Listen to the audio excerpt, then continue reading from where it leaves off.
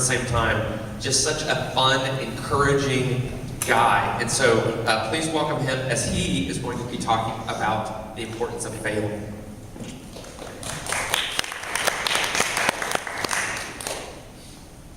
All right, so what I wanted to talk about today was the top 10 reasons. Now, we always love lists, and what I wanted to do is give you a nice list to go home with to help you serve God better. So I wanted to give you top 10 reasons to fail. Because the reason I want to do that is because we run into so many things in life, and we always choose excuses and things that get in the way and get between us and God and us and the wonderful plan He has for us. And so the way I think is, if we can identify that excuse, if we can identify the thing that's given us a reason to fail, then we can destroy it. We can go all Lord of the Rings on it and get rid of it and kill it and get it out of our life. That way it's not between us and God. And so what I wanted to do today was, there we go. I wanted to tell you a little story. A few years back I went to Africa, and my goal when I went to Africa was to climb Mount Kilimanjaro, the highest mountain on the continent, one of the tallest volcanoes in the world, and for me, most importantly, it was one of the 7 summits, which I'm hoping to do the rest of someday. And so when you get ready to go on a big trip, the first thing you do is you try to, you go to friends and family and try to get somebody to go with you. And so you call people up and you say, hey, I'm going on this awesome trip. I need somebody to go with me. Would you like to go? And so I did that. I called everybody I knew, and then I boarded that plane by myself. And got to the mountain by myself, and ended up climbing that mountain by myself. And so I'm there. I'm there all alone. And so it's a very lonely trip. 7 days on the mountain, and I'm climbing and I'm walking, and I finally get to the point where I can see the summit. I can see way off, I can see the very top of the mountain. And so this part of the section of the trail, I'm walking, and there's a cliff on the left side of me going up. And it's straight up, you can't climb that. On the right side is a cliff going straight down into the volcano crater. You don't want to go that way. I'm on this little snowy trail. And I'm in my heavy boots, all my winter clothes, and 2 walking sticks, and I'm just plodding along. And it's eerily quiet. You can't hear anything but the wind and the sound of your boots crunching in the snow. But I can see that summit. I can see the goal. And so I'm walking along, just enjoying life, thinking about how wonderful things are. And all of a sudden, boom, the trail collapses underneath me. This little snow bridge I was walking on collapses, and I fall.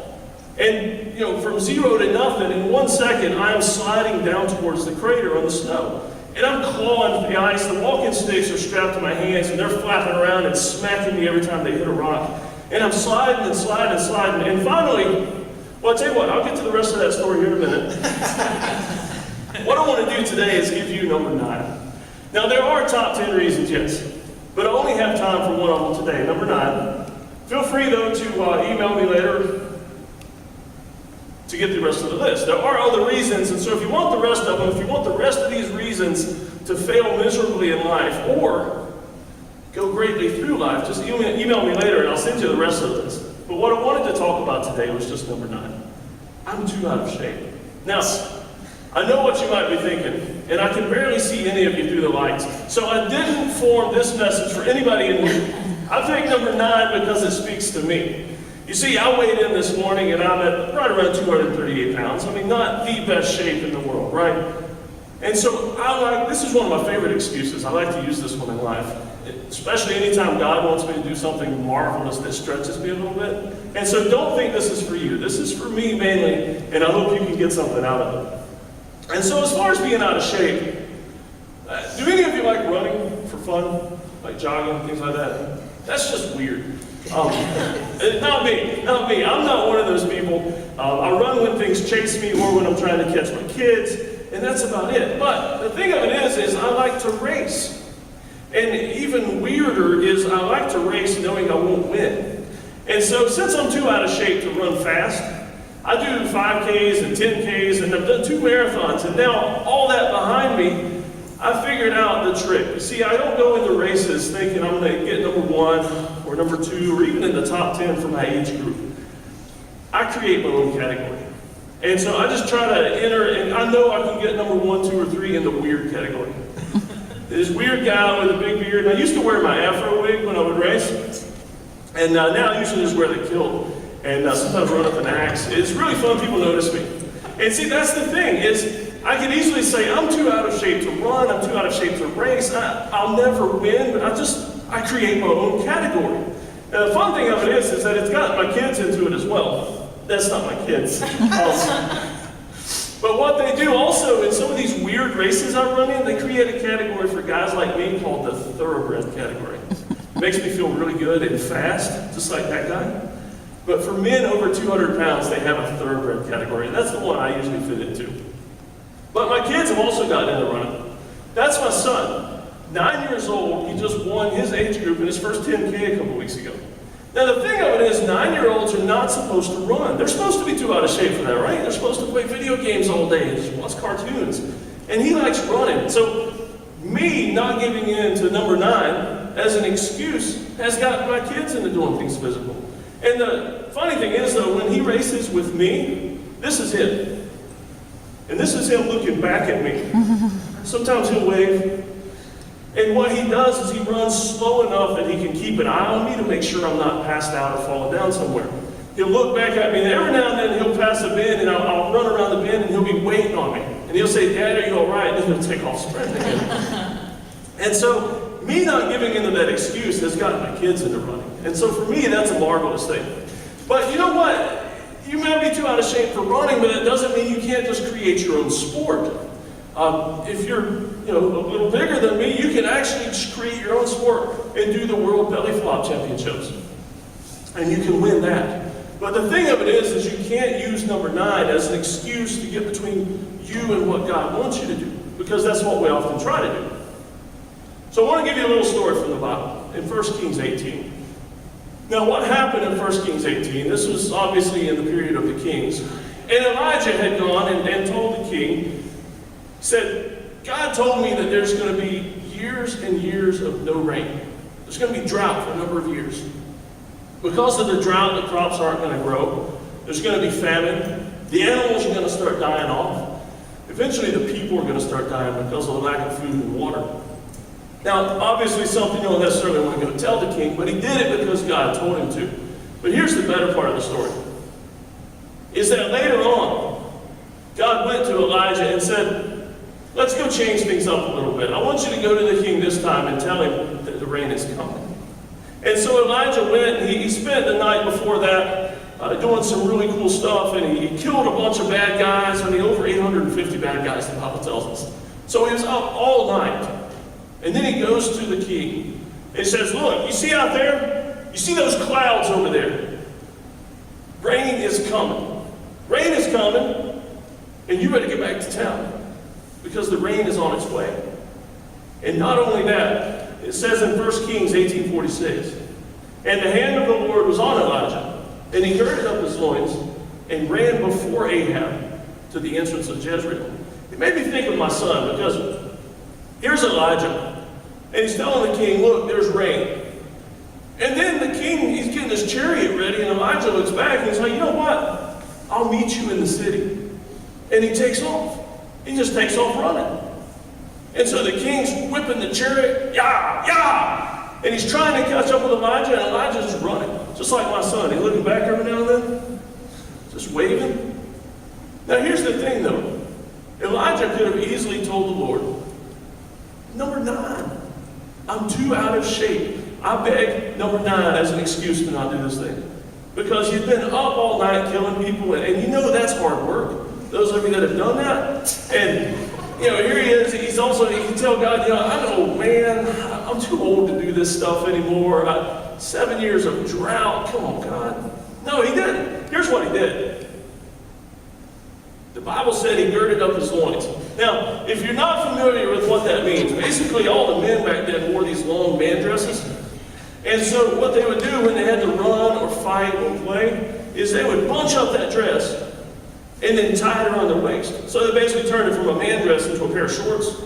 And so he girded up his loins. He hitched his giddy up. That's, we're a little more familiar with that in the South.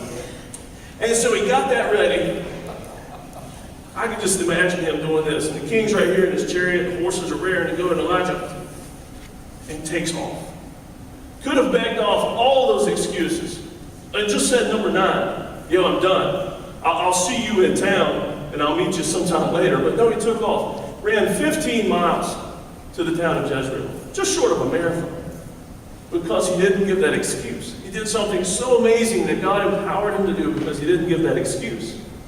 And so I have to ask you today, chances are number 9 is not your excuse. It's one that usually affects me a lot, but it might not be yours. And so what I have to ask you today while we're in church and you're preparing for a brand new week is, what is your excuse? Because you need to identify that. Once you identify the excuse that's keeping you from God's plan for your life, the one that's keeping you from the greatness that God has planned for you, then you can move past that. And you can move into that glory that God has set right there on the other side of that excuse that you're using. So if nothing else, I want you to identify that excuse. And so back to the story. I was sliding down the snowbank into a volcano, which ordinarily is always a bad thing. I always advise against that. And glaciers all around me, snow, and I'm also by myself. And so here I am sliding down, and finally I get 2 hands on one of my ski poles, and I jam it in the snow, and I slide a little bit, and it yanks me, but I stop. I finally stop myself from sliding, and I just lay there for a minute, because you know how they say when bad things happen, time slows down and your life flashes before your eyes. It's weird, but it really is true. When you've been in life-threatening situations, time just slows down. And so I was thinking of all the things that I'd never done, all the things I had done that I regretted. And also on top of all that, I was thinking, you know what, if I go all the way to the bottom, how long is it going to be before somebody finds my bones and sends them home? And so all these things are going through my mind, but I'm safe for now. I'm stopped. And so I managed to use the 2 poles and climb my way back up the snowbank to the trail that collapsed underneath me. And I just sit there for a minute. And I'm looking back down the mountain. I'm looking up the mountain, and there's still nobody around. I'm completely by myself. And even more than that, I'm too out of shape to be here. I should not be here. But I didn't let that stop me, but I'm realizing, you know what, I probably should have gotten in better shape before I came. But I kept walking. I just turned left, kept walking up the trail. I didn't want to let that get in the way because I was so close to the summit. Just the way that sometimes we are so close to what God has planned for us. And so I'm right there, and I don't want to give up. I can't at this point. And so I just keep walking. And so finally, I'm there. I'm at the top. I've done this thing that I was way too out of shape to do. I've done this thing that almost killed me already. But I'm finally there. I see what was on the other side of the difficulty. I see what was on the other side of that excuse of number 9. And I'm there, and finally, not only that, I'm on top of the tallest mountain on the entire continent, holding a Christian flag up there to get a picture with it. And so for me, it was an amazing thing that I had to move past in my physical life so that I could realize later on, you know what, God's got some amazing things planned for me that may not be mountains. And I may try to give various excuses for them, but I can't do that. I can't keep doing that. I need to do something different. I need to do something better. And so I have to ask you again, what is your excuse? If it's number 9, I'm too out of shape. It could be one of the other ones, I'm too old. My spouse thinks I'm crazy. I don't want to die. It could be any number of excuses. But we all try to give these when God asks us to do something large and great and big and wonderful. And so we can't do that. We have to jump on that opportunity, forget the excuses, or just trample them as we move on by, and just move forward into that greatness. So just don't forget. Identify your excuse, and then let's move past that. Thanks.